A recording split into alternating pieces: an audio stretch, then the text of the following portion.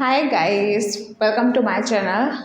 So here today's the name of the topic is laws of refraction is the topic of class 12th of physics.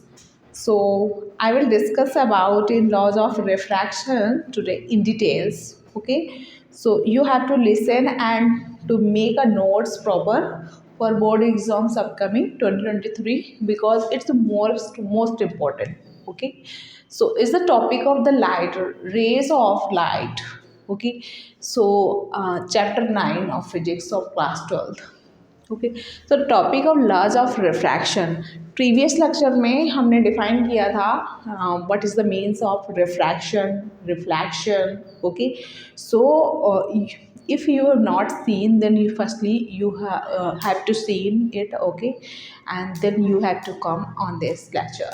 Okay, so this is the law of refraction. laws of refraction के to laws हैं. कितने laws हैं? To laws हैं. First one this and second this. Okay, so first law, this is the incident ray, refracted ray and normal to the refracting surface at the point of incidence lie in the same plane. इसका मतलब ये है कि जो भी incident ray होगी, जो भी रिफ्रैक्टेड रेज होगी, ये हमारी रिफ्रैक्टेड रेज है. ठीक है, और जो भी हमारा नॉर्मल होगा, ये normal it to the refracting surface. It to the refracting surface means इस पॉइंट पर ये तीनों का तीनों 1 2 3 ये तीनों हमारे एक नॉर्मल हो गया, नॉर्मल प्लेन हो गया, इंसिडेंट रे हो गया, रिफ्रैक्टेड रे हो गया.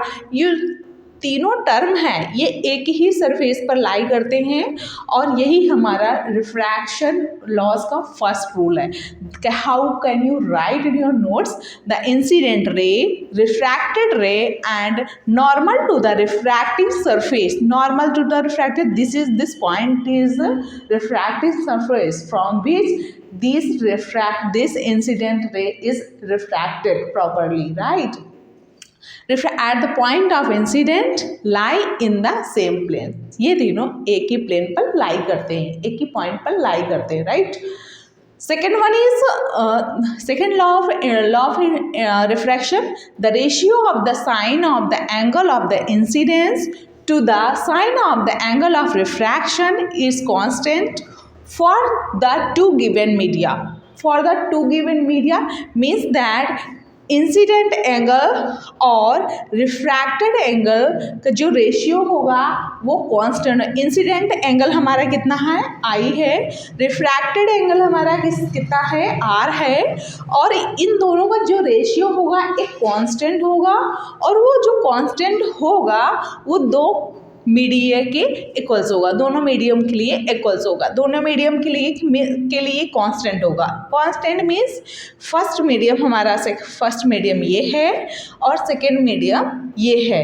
ये मीडियम हमारा होता है, क्या होता है मीडियम हमारा? क्या है ये? हमारा एक सिंगुलर है, राइट? सिंगुलर वर्ड मीडियम बोलते हैं और अगर इसका प्लूरल फॉर्म करेंगे तो हमारा बन जाता है media. Okay, that's why I have said that media, not news media. आप लोग मीडिया न्यूज़ वाला ना कंसीडर करने लगे, ठीक है? तो ये हमारा फर्स्ट मीडियम है, सेकेंड मीडियम है, इन दोनों को मिला के टू मीडिया बन जाता है. तो हमारा कांस्टेंट रहता है, क्या कांस्टेंट रहता है? Ratio of the sine of the angle of incidence to the sine of the angle of refraction. Sine of the angle of incidence, sine of the angle of refraction is constant for the two given media. This constant is denoted by n. वो constant किससे denote करते हैं? n से denote करते हैं. is called relative refractive index. उसी n को, जो constant होता है उसी n को हम कहते हैं relative refractive index is denoted by small n. Simple, काम खत्म. n, small n is denoted by relative refractive index equals to sin I upon sin r. sin I upon sin r यही हमारा Snell's law होता है. और where n is the refractive index of the second medium when first medium is air.